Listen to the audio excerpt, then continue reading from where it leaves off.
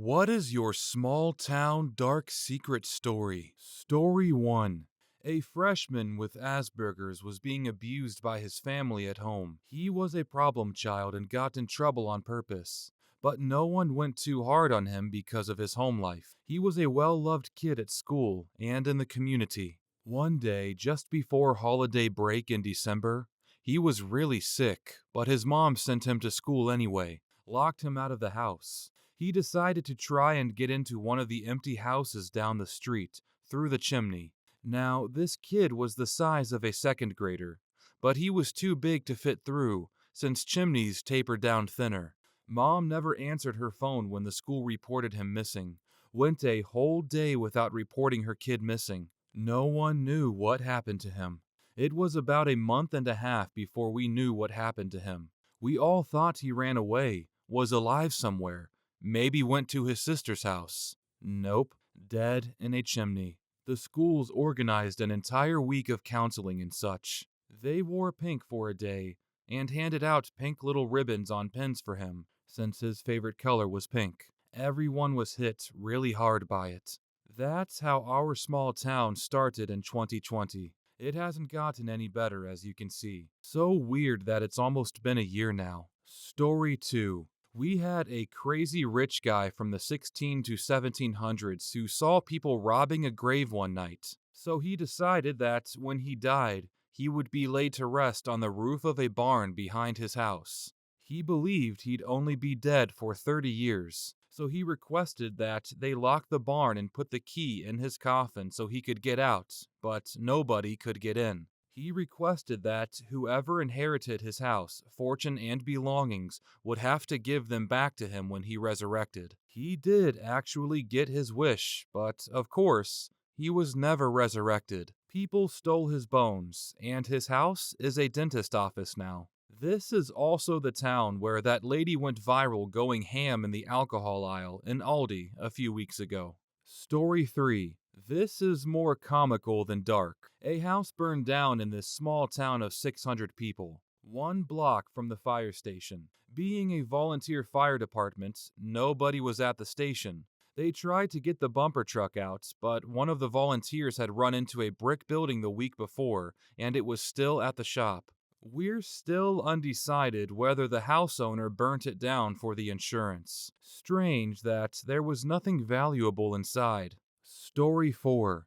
15 years ago, the local district attorney called his longtime girlfriend and told her he was taking the day off from work and that he loved her. He parked his car in town and went for a stroll past the local shops. He hasn't been seen since. His car was found where he had parked it the next day. He had left his cell phone in the car, but his keys and wallet were missing. Later that year, his laptop was found under a bridge at a nearby river. The hard drive was eventually discovered by a local woman walking along the bank of the river, but it was too damaged to recover any data from. Interestingly, investigators discovered that someone had done a search on his home computer for how to wreck a hard drive. Did he jump from a local bridge? Did he encounter someone whom he had prosecuted who did him harm? Or did he escape his life to start a new one? Story 5. This is a sad one to me. There was an older couple here who ran a halfway house for troubled kids who'd recently gotten out of juvie.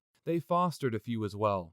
They were loved in the community. Wonderful people. One of them had an older brother who was a gangbanger in the nearest big city. During a visit, he snuck his 15-year-old younger brother a handgun. Younger brother ended up holding up a local gas station and finished off 3 people. One of them was my friend's cousin. The foster parents lost whatever credentials they needed to do what they did. The kids went back into the system, and the giant house has been abandoned since around 2009. Story 6. There's a half-submerged submarine from the war in the bay where I live. You can walk out to it when the tide is out. In the late 80s, someone cut open the hatch, one of the only visible parts left sticking out of the sand, climbed in, and was having a look around. The tide came in, and he drowned. If I remember right, the whole hatch was filled with cement, then welded shut to stop it from happening again. Story 7. The town I was raised in wasn't exactly small,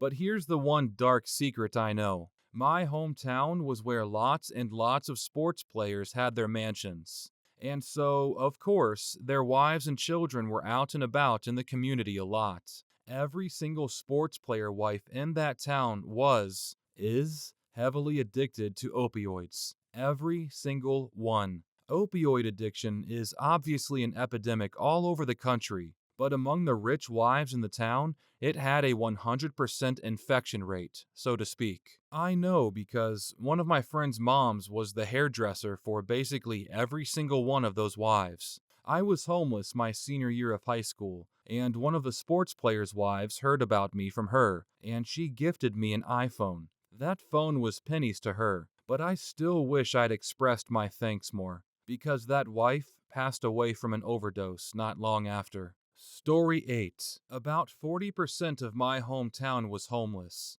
No one had jobs. No one could afford any kind of housing situation.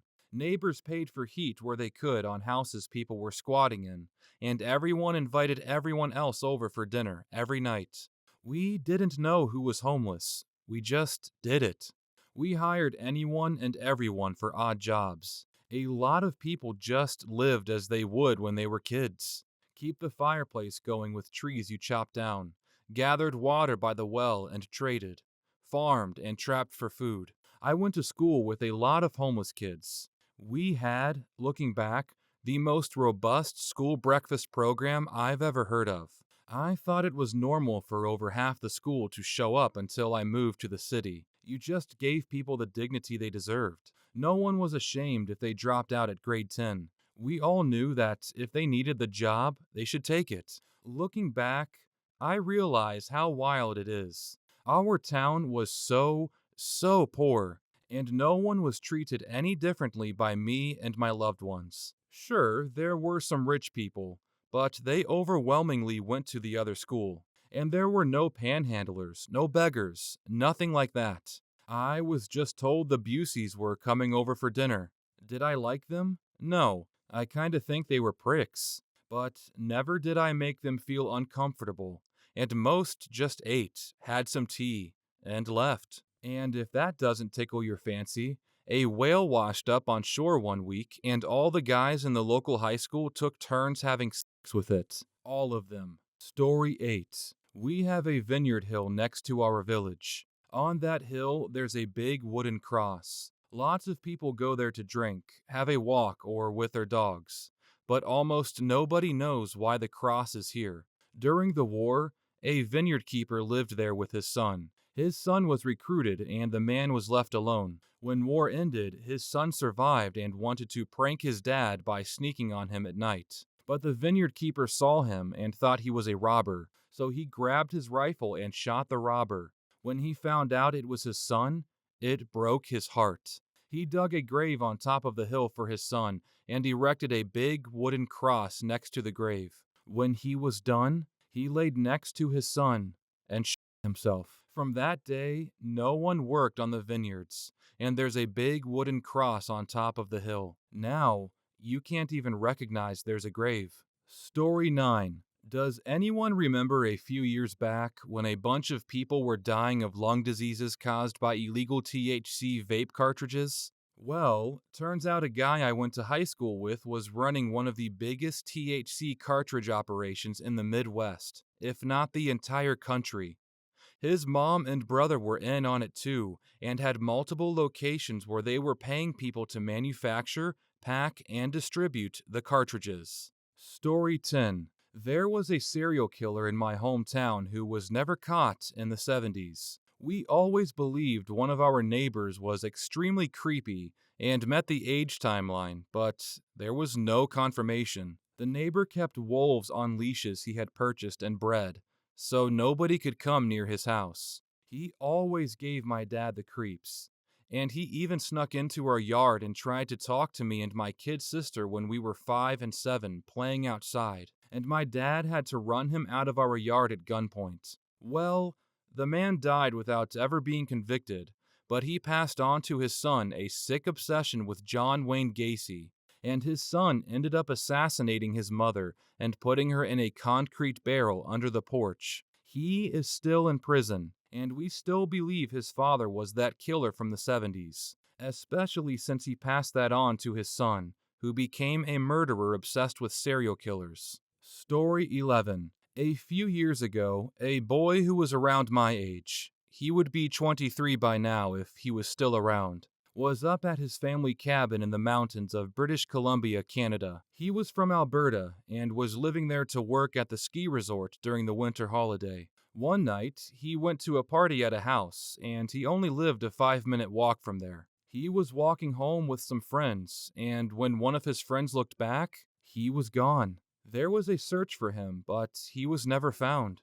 There was no struggle or footprints in the snow. The police asked the people who were at the party, but a lot refused to answer what happened, or they didn't know. He's been missing for 3 years now, I think.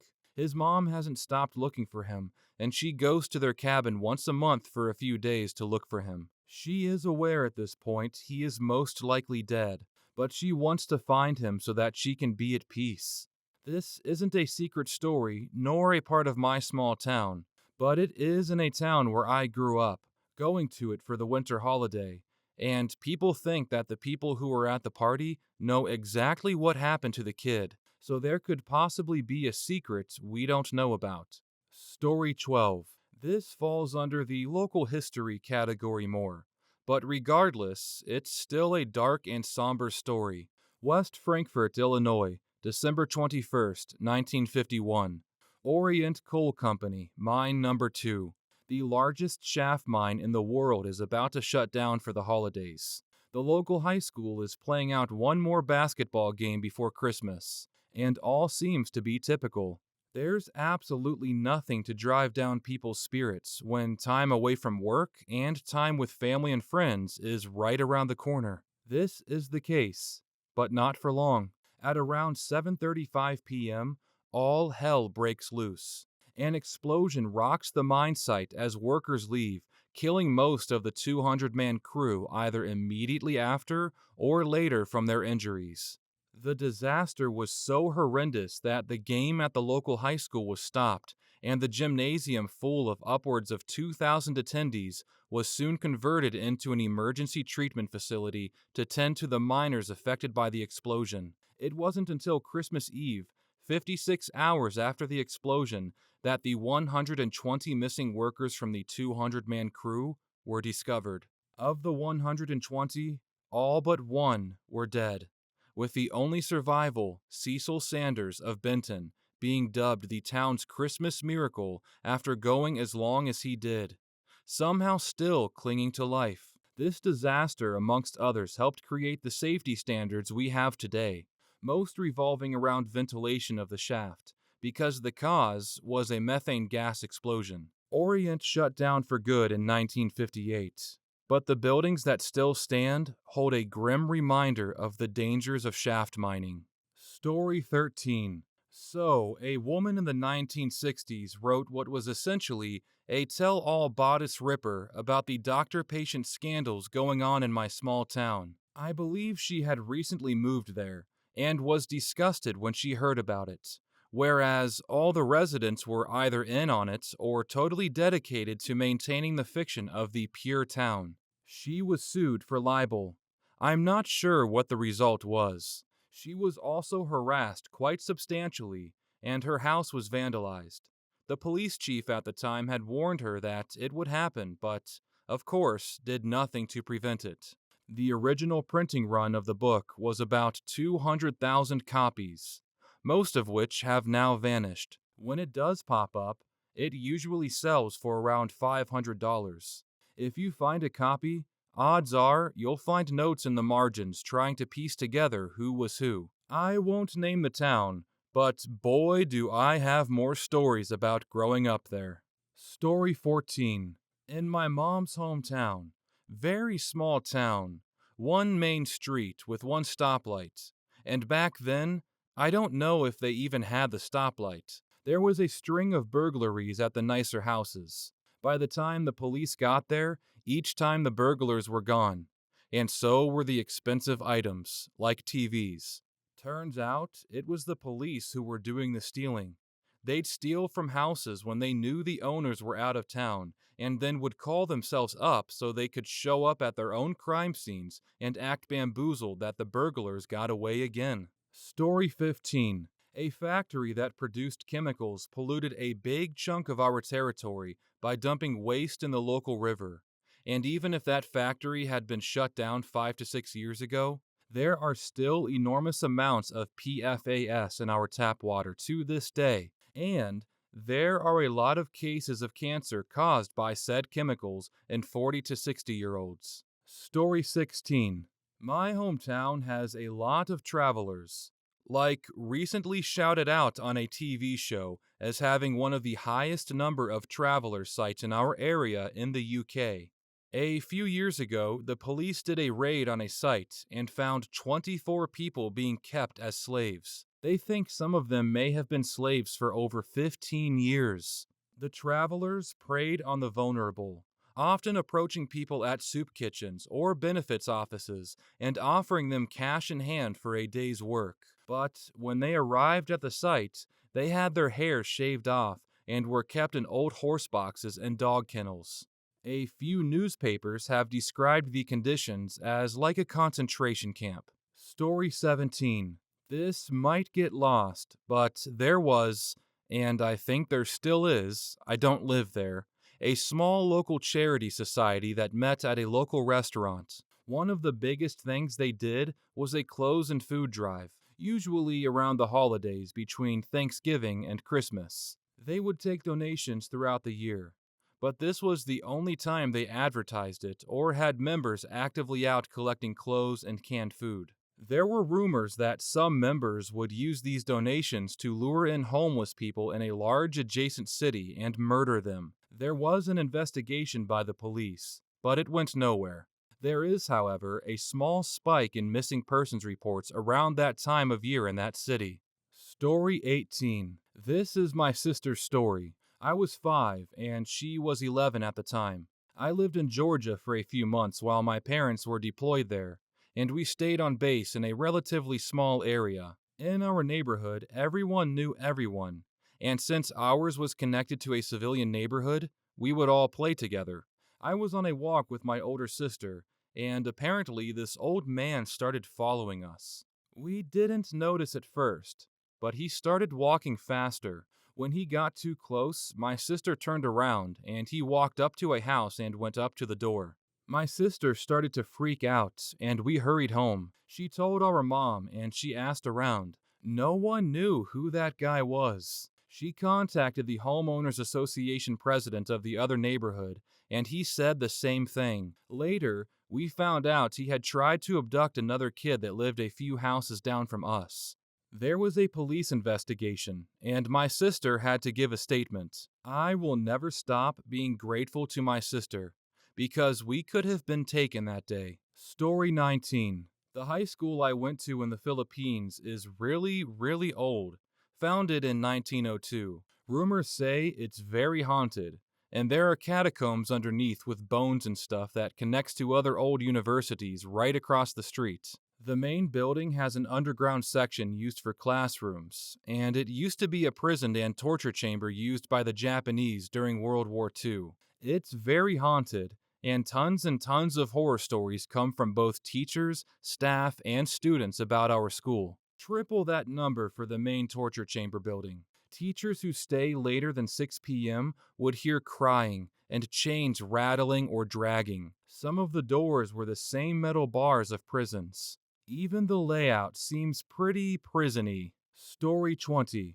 There was this guy who worked at a no-frills grocery store who, after running away, went and hid behind a freezer in the store. He got stuck in the back of the freezer, and nobody ever found him. The store closed long after, about 20 years later, and I remember my mom always saying the store smelled weird. After the store shut down, they were going to remodel it, and they found the body. I think they made an infographic show about it. Council Bluffs, Iowa, next to Omaha, Nebraska. Story 21. In the 80s, a restaurant in a small town in South Brazil became famous for their great pastel and the delicious ground beef in it. One day, Following a tip, the cops found lots of rats in cages at the second floor of the place. The owner, it turned out, had been using rat meat for a long time. Story 22. A small town that I once lived in had a pretty large meth distribution setup. The cops never seemed to know anything about it. One of my friends admitted to me that his parents knew the people involved and came to find out the mayor and the state's attorney were paying off the cops. To this day, they have not been stopped because anytime a new cop comes to the area, if they're not willing to play ball, they get fired or transferred. One of the best cops in town found out about it. He was going to expose them, but for some reason or another, he just left town and hasn't been back since. I'm pretty sure they threatened his job and his family. Story 23. The Big Heads. My dad saw them himself. Huge mutated inbreds that escaped a hospital years ago. They're probably dead now, but they were real. I know it because they have records of them escaping the hospital.